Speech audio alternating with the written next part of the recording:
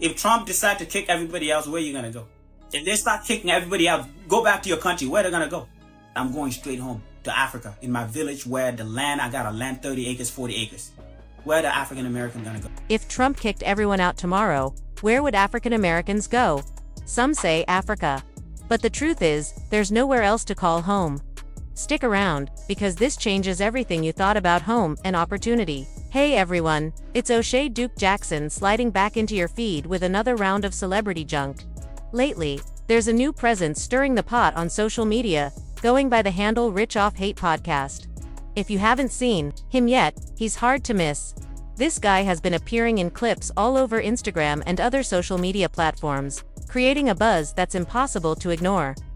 One of the first things people notice is that he's frequently shown alongside a white woman in his videos, and a large part of his content relies on self-deprecating humor. He seems to find comedy in poking fun at himself, often in ways that are intentionally awkward or cringeworthy, and he delivers it with a mix of confidence and vulnerability. What makes him particularly interesting is the way he blends humor with social commentary. On one hand, he's making people laugh at his own expense. On the other, he's raising questions about cultural identity, race, and social dynamics. It's a blend that keeps viewers intrigued because it's not just about jokes, it's about the commentary underneath. He's tapping into a space that many others shy away from: the delicate, often controversial, interactions between black men, women of other ethnicities, and the broader social perceptions that come with dating or socializing across cultural lines. By doing so, he's walking a tightrope that's equal parts risky and attention-grabbing. He also seems very aware of the reactions he elicits. Many of his clips are carefully curated to provoke thought, while others simply revel in the absurdity of the situations he creates. Some viewers find him relatable, seeing in his humor a reflection of their own awkward or self-critical experiences. Others are critical, pointing out that his content can sometimes border on reinforcing stereotypes or self-sabotaging behavior. Regardless of which camp you fall into, it's impossible to deny that he's managed to carve out a distinct niche. In today's oversaturated social media environment, where countless creators are competing for attention, having a recognizable persona like his is no small feat. Another layer to his content is the strategic way he mixes self-deprecation with subtle social critique. At first glance, it may seem like he's just making jokes about himself to get laughs. But when you dig a little deeper, you can see that there's often a commentary on broader societal expectations, how people perceive success, relationships, and identity in a world that's increasingly performative. By laughing at himself, first, he creates a space where his audience can laugh along, while also reflecting on the underlying social truths. It's a technique that can disarm criticism, while simultaneously sparking debate. What's fascinating is the duality of his appeal. For some, he's entertaining purely because of the humor and awkward charm he brings to every clip. For others, he's a case study in the ways modern social media personalities navigate identity and cultural commentary.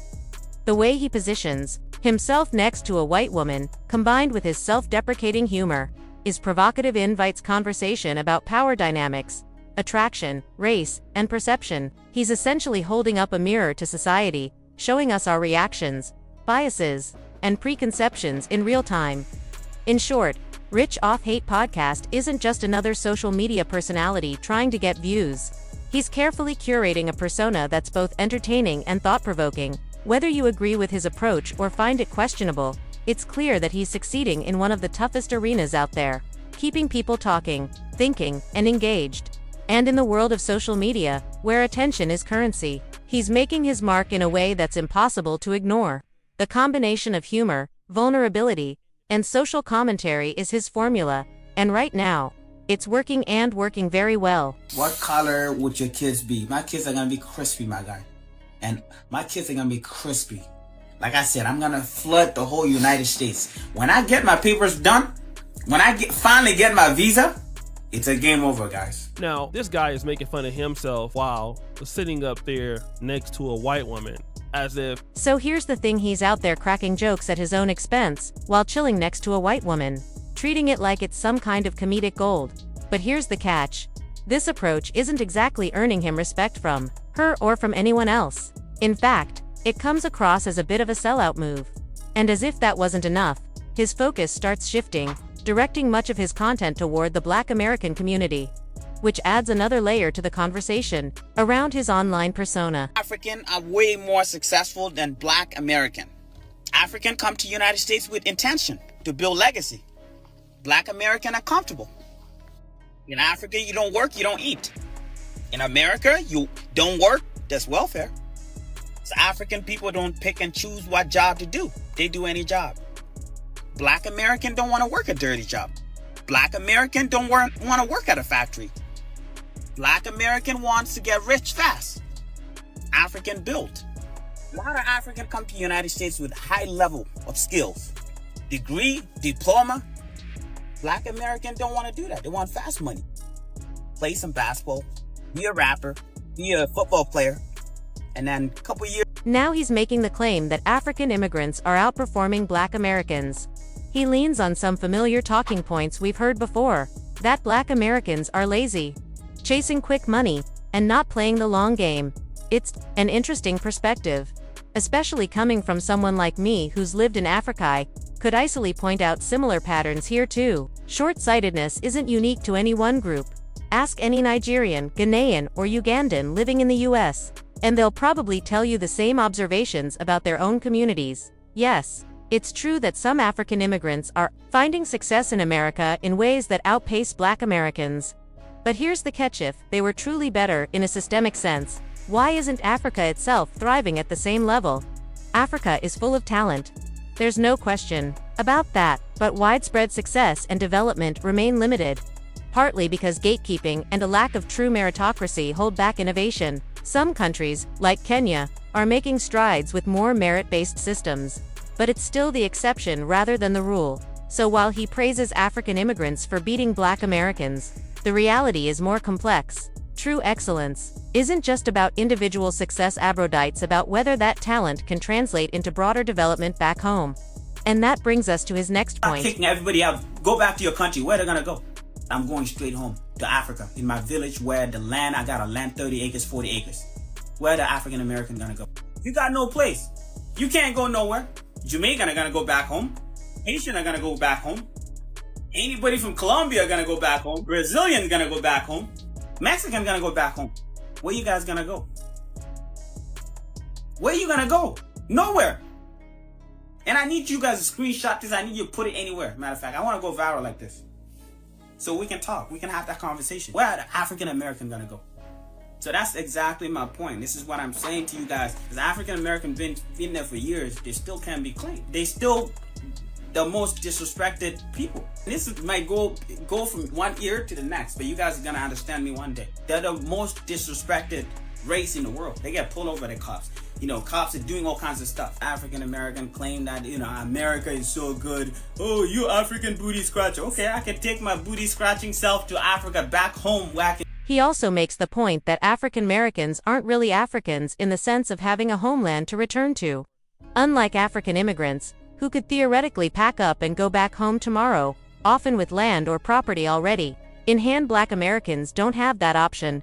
And yes, many Africans do own land back home, sometimes 30 or 40 acres. But here's the reality check. Even with that land, the opportunities there rarely match what's available in the United States. For most, that land is more of a backup plan, a potential safety net to develop over time. Not the main stage. In his case, he's in America, living the life he dreamed of, even with a white woman by his side. But things start to shift when someone like Tariq Nasheed steps into the conversation. Oh, we don't have nowhere to run stuff. We don't have no home to go to. Listen, we are home. This is our home. Let me say that again. Yeah, that's why they like the term African American to be put on us, because they're like, well, they know that they've delineated. They know that Africa is not our home now. They know that. They know that. This is why they're saying that. They say stuff like this. Africa, we don't have a home in Africa. We don't. This is why we say foundational Black American, and they have a problem with it because you can't flex on that. This is our home. We're already where we're from. Foundational Black Americans ladies and gentlemen, and I was breaking this down on Vlad, we are not immigrants. We don't have an immigrant lineage. You understand? We didn't leave one country to go to a better country. We, foundational Black Americans, ladies and gentlemen, built this country from the ground up. We built it from scratch. Tariq Nasheed makes a strong point. For Black Americans, the idea of Africa as a home doesn't hold the same meaning it might for African immigrants. We don't have a lineage to return to. We can't simply pack up and go back. Africa might be rich with culture, history, and opportunity, but arriving here as a Black American is not a homecoming. Local Africans are living their lives, trying to survive, and they don't instinctively treat us as family or kin. It would take decades, maybe generations, to truly integrate, understand societal norms, and establish a sense of belonging. The truth is, our home is the United States. Nasheed emphasizes that Black Americans built this country through forced labor, inventive genius, intellectual contributions, and cultural innovation. We fought wars, innovated in science, medicine, and infrastructure, and shaped arts, sports, and music.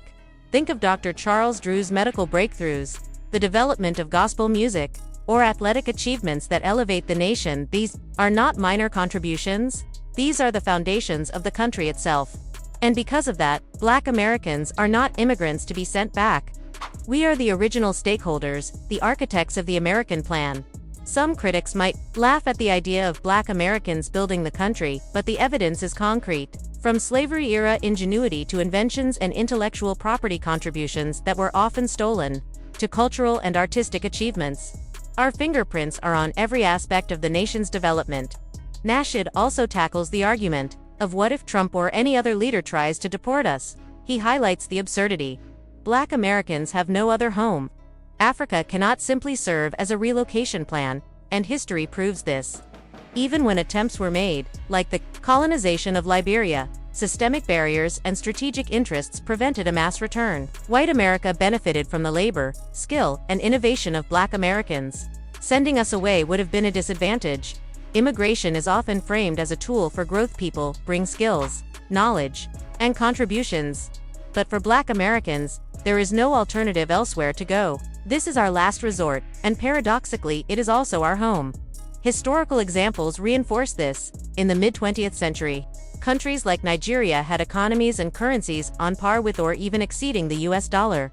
Yet, despite the opportunities there, the pull of the United States remained strong, highlighting that the reality of going home is far more complex than it seems. The same story played out in Zimbabwe. After its independence in 1980, their currency wasn't just strong. It was actually worth more than the US dollar at the time. For many Africans emerging from colonial rule, opportunities at home often outweighed those in America. Early Liberians sent by William Tubman's administration, for example, frequently graduated from universities abroad only to return home, sometimes bringing cars and resources they had acquired overseas. Nigerian students in America often returned to Nigeria where prospects were stronger, demonstrating a simple truth. If opportunities were better elsewhere, people would naturally stay there. This explains why we don't see many Saudis, Qataris, or Emiratis settling in the US. Their home countries already offer the best opportunities. Your backup plan isn't always equal to what you can access in America. Consider my own experience. If I had been able to attend an American middle school, I wouldn't have gone all the way to Poland for medical school. Why would I take the harder, riskier route when the best path was already in the US? People only relocate when circumstances demand it, or when the opportunity abroad surpasses what's available at home. Even now, living in Uganda, I face the same questions from locals. Why are you here? Why don't you go back? The answer is clear: the best opportunities for my goals weren't in my original home. So when you hear people framing Africa as a simple homecoming for Black Americans, it doesn't match reality. Love for a country doesn't automatically create opportunity. Context matters.